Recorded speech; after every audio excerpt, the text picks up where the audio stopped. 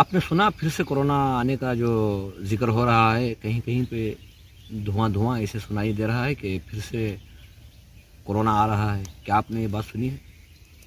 ہاں، میں نے بھی سنا ہے کہ پھر ایک دو مرتبہ کرونا آ رہا ہے. اب سمجھ میں نہیں آ رہا ہے کہ کیا لوگ سچ بول رہے ہیں یا جھوٹ بول رہے ہیں یا اللہ کی طرف سے کچھ، مطلب یہ انسانوں سے ناراض ہو کہ اللہ کی طرف سے کچھ ہے، یہ سمجھ میں نہیں آ رہا.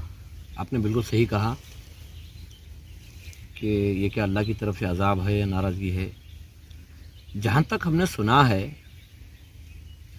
جب بھی مالک ناراض ہوتا ہے، زمین پر جب ناانصافی، جھوٹ، فریب، دھوکہ، یہ ساری چیزیں جب عام ہو جاتی ہیں تو وہ مالک جو ہے سزائیں دینے پر، پکڑنے پر آتا ہے. مجھے بھی یہ لگتا ہے کہ یہ کوئی مالک کی طرف سے کوئی الارم ہے، کوئی عذاب ہے. کیونکہ 2014 سے تو خاص کر ہم نے یہ دیکھا، جہاں تک بھی ہم نے سنا یا سوچا یا دیکھا، لوگ صرف پریشانی کے عالم میں گھستے چلے جا رہے ہیں. 2014 سے پہلے ہماری ایکسپیرینس میں، ہماری سروس میں، ہم نے دیش میں گھوما پھرا ہے. یہ ہندو یا مسلمان اتنی ہمیں پہچان نہیں تھی. بے شک.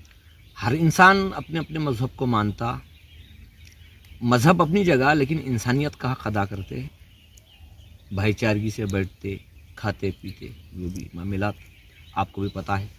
لیکن 2014 سے 19 کے بعد خاص کر ہم نے غریبی، مفلسی، مہنگائی ایک طرف ہے، لیکن انسانوں کے درمیان جو زہر پروسا گیا دھرم کے نام پر، جب دلوں میں یہ بات آئی، یہ ایک بہت بڑا ایفیکٹ ہوا ہے. اللہ کی نظر میں تو سب ایک ہیں، یعنی یہ اللہ کا بنایا ہوا جو نظام ہے وہ سارے انسانوں کے لیے ہے، چاہے کوئی بھی ہو.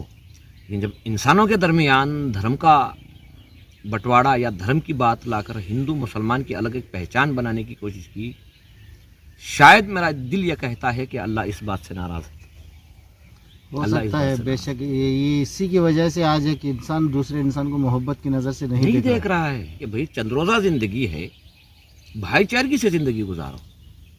مرے گا ہر انسان وہ اپنے وقت کے مطابق، لیکن مرنے کے بعد جو ہے تم نے کس دھرم کو مانا، کس طریقے سے زندگی تم نے گزاری، وہ تمہارے مرنے کے بعد تمہارا حساب و کتاب ہوگا. دو بھائی ہیں، اگر ایک بھائی سچا ہے، وہ ایمانداری سے زندگی کر رہا ہے تو اس کا فیصلہ الگ ہونے والا ہے.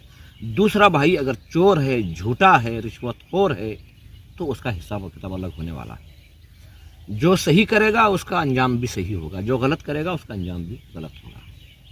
تو انسانوں کے درمیان میں یہ بدگمانیاں جو آج دھرم کے نام پر یہ جو کچھ بھی ہو رہی ہے، وہ مالک کو پسند نہیں آ رہی ہے، جس کی وجہ سے آج یہ ماحول دیکھنے کو ہمیں مل رہا ہے. صحیح ہے.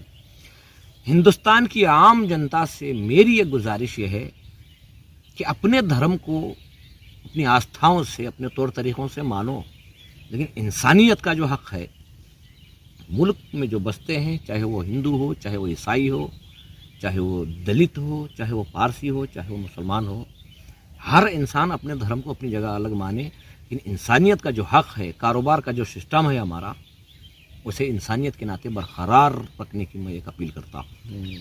لیکن عام جنتا کو یہ سوچنا چاہیے کہ بھئی ہمارا ملک جو ہے وہ امن و سکون سے رہنا ہے، تو ہمیں کیا کرنا چاہیے. ایک گھر کے اندر اگر فیملی بستی ہے تو ہر ایک دوسرے کے بارے میں اچھا خیال کریں گے تو وہ گھر بنا رہے گا. جس گھر میں نا اتفاقیاں پیدا ہو جائیں تو عنقریب ہے کہ وہ گھر میں بے چینی پیدا ہوگی اور گھر کا سکون چین سب ختم ہو جائے گا. میں ہندوستان کی عام جنتا سے یہی ایک گزارش کرنا چاہتا ہوں کہ اپنے دھرم کو الگ مانیں، لیکن بازار مارکیٹ میں جب آئیں تو انسانیت کا حق ادا کرتے ہوئے، ایک دوسرے کے ساتھ اچھا سلوک کرتے ہوئے ایک مسافر کی طرح ہمیں گزر جانا ہے. بس یہی ہے. بس یہ میرا پیغام ہر ایک ہندوستانی تک پہنچ جائے اور اس دیش میں امن و سکون کا ماحول ہو، تاکہ قدرت بھی اچھے فیصلے ہمارے حق میں لے، اور یہ آنے والی بلا، بیماری، کورونا، یہ جو کچھ بھی ہے، اللہ تعالیٰ اس سے سارے ہندوستانیوں کو یا سارے دنیا والے لوگوں کو اللہ تعالیٰ حفاظت فرمائے.